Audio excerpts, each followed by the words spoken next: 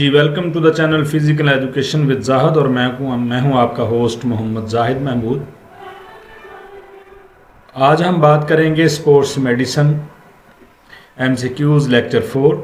तो आज ये स्पोर्ट्स मेडिसिन से रिलेटेड हमारा आखिरी लेक्चर होगा, जिसके अंदर हम जो रहने वाले बकिया एमसीक्यूज हैं उनको डिस्कस करेंगे। और जो लोग इस चैनल पे नए हैं इस चैनल को सब्सक्राइब कर लें और बेल आइकन को दबाएं ताकि आने वाली हर इंफॉर्मेटिव वीडियो सबसे पहले आप तक पहुंच सके। सवाल नंबर 1 है जी, हम शुरू करते हैं। The following disease are genetically linked with, तो यानी इनमें से कौन सी ऐसी डिजीज है जो कि जेनेटिकली लिंक्ड है। जेनेटिकली लिंक्ड से मुराद ये है कि ये वालिदैन से बच्चों में मुंतकिल होती है। तो बाकी एपिलेप्सी है, एड्स है, लेक्सेड्रीमिया है और कलर ब्लाइंडनेस है। इन जो ये यहाँ पे बीमारियां बताई गई हैं, इनमें से कलर ब्लाइंडनेस जो है ये जेनेटिकली लिंक्ड है, यानी ये वालिदैन से बच्चों में मुंतकिल हो जाती है।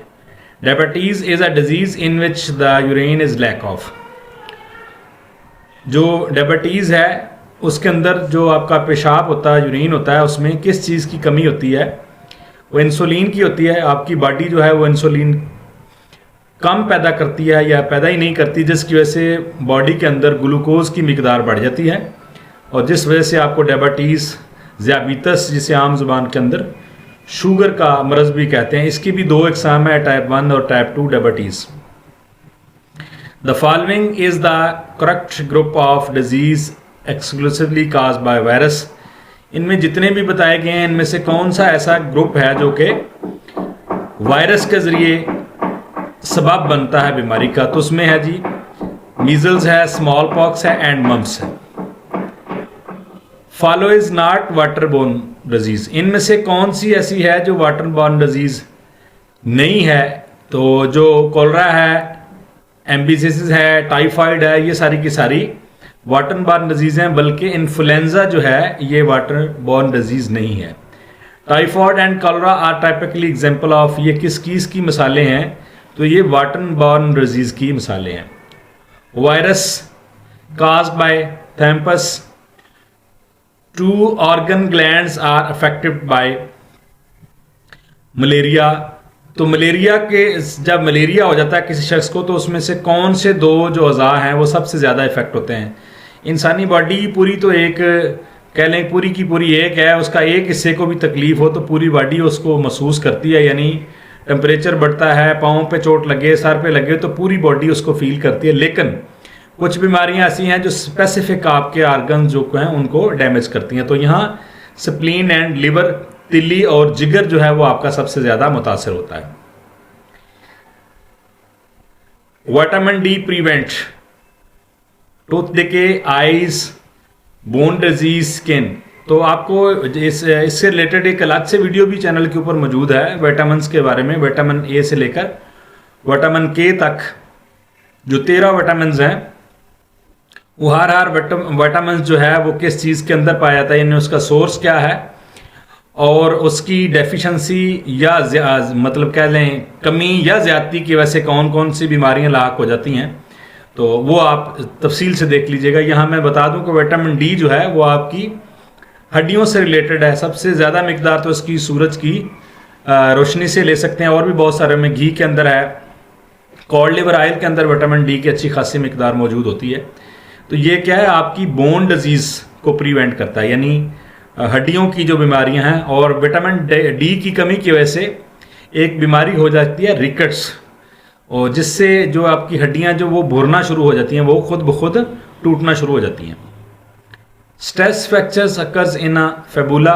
फेबुला जो है आपके पाँव की हड्डी है, सामने वाली जो हड्डी मोटी हड्डी है जिसको शाइन स्प्लेंट भी कहते हैं, वो तिबिया है, और बैक साइड के ऊपर छोटी हड्डी जो कि आपकी एडी की तरफ जाके मिलती है उसको फेबुला बोलते हैं। और स्ट्रेस फ्रैक्चर कब होता है? जब कभी आप एक तो हार्ड सरफेस के ऊपर ख़ास तौर पर जब बच्चे या डांसर वगैरह ज़्यादा डांस करें तो ऐसी सूरत में, या ज़्यादा वेट उठाने की सूरत में भी स्ट्रेस फ्रैक्चर हो सकता है। और ऐसा भी हो सकता है कि आपकी हड्डी भी ज़्यादा ज़ोर से प्रेस हो, वो भी प्रेशर उसके प्रेशर से भी छोटी हड्डी जो है वो टूट सकती है। तो ये 12 से 16% जो है जो स्ट्रेस फ्रैक्चर की वजह हो सकती है, परसेंटेज हो सकती है।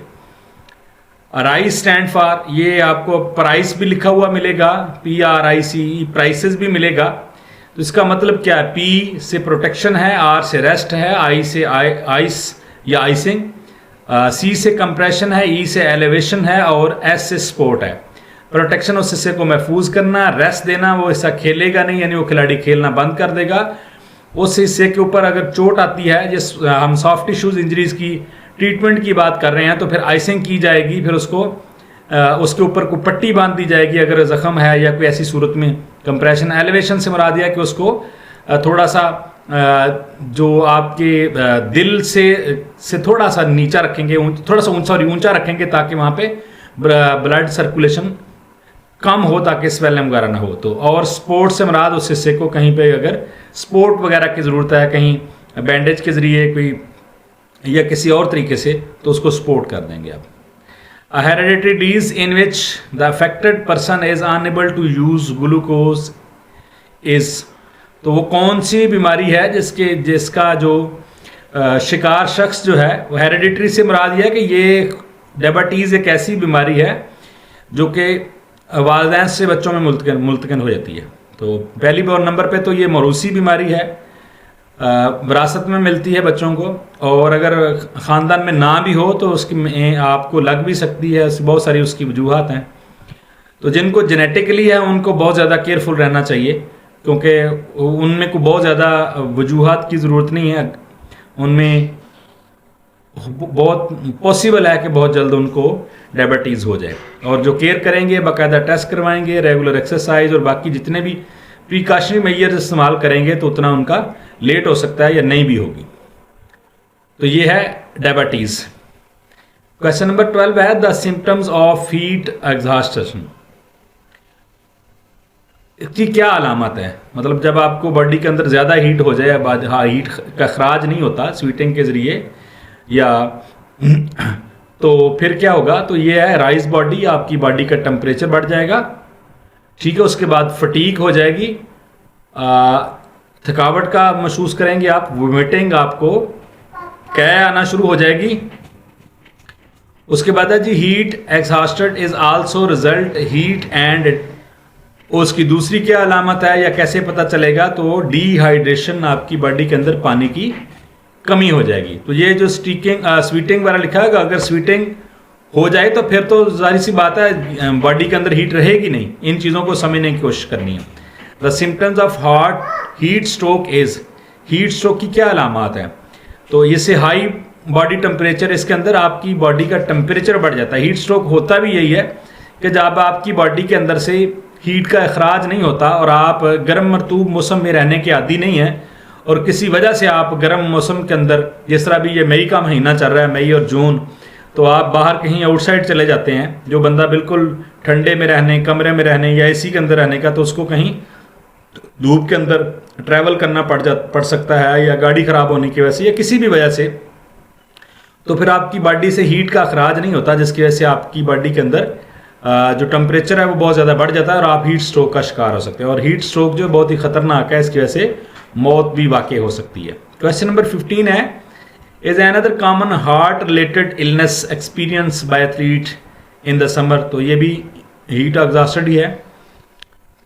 What can people do to prevent of sports injuries. जब स्पोर्ट्स इंजरीज को क्या करना है आपने? Don't twist your knee when you stretch, don't warm up exercise before you play any game. यानी कि वार्म अप के बगैर कोई गेम ना खेलें। जब आप ट्विस्ट कर रहे हो तो फिर स्ट्रेच ना करें। Always stretch before you play, खेलने से पहले स्ट्रेचिंग करें, वार्म अप करें और कूल डाउन करें। ये इसका सिंपल सा आंसर ये है, all of these. Type of injury are, तो इंजरीज की दो बड़ी किस्में, एक्यूट इंजरीज और क्रोनिक इंजरीज है, जिसको हम लास्ट वीडियो के अंदर डिटेल से डिस्कस कर चुके हैं।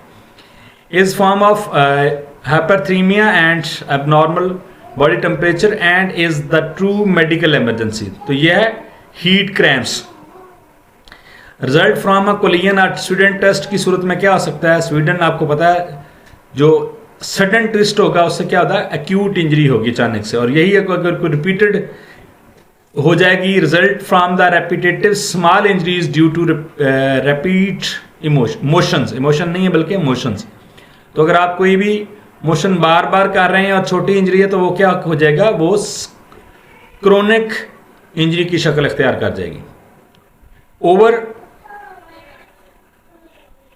Stretching 1 or more ligaments through twisting, तो जब आपके लिगामेंट्स की चोट होगी तो फिर वो स्प्रेन होगी, जिसको हम कहते हैं मोच। स्प्रेन यूजुअली अकर्स, तो अमूमन जो है वो ये शर्त नहीं है कि ये इसी में ही हो सकती, किसी जॉइंट के भी अंदर हो सकती है और आपकी खेल पे इन्हिसार है। अगर आप टेबल टेनिस है, गोल्फ एल्बो, आपने सुना हो गोल्फर एल्बो, टेनिस एल्बो, तो इन खिलाड़ियों को ज़्यादा इशू जो है वो एल्बो की होता है। लेकिन जनरली जो हम देखें तो ये सबसे ज़्यादा एंकल जॉइंट के ऊपर होती है स्प्रेन।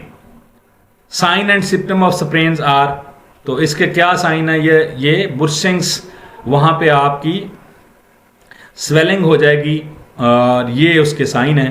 तो ये थे आज के हमारे तकरीबन कोई 23 सवाल थे स्पोर्ट्स मेडिसिन के। तो ये वीडियो आपको कैसी लगी, अपनी राय का इजहार जो है आपने कमेंट सेक्शन में ज़रूर करना है। इस वीडियो को अच्छी लगी हो तो लाइक ज़रूर कीजिएगा। Thank you.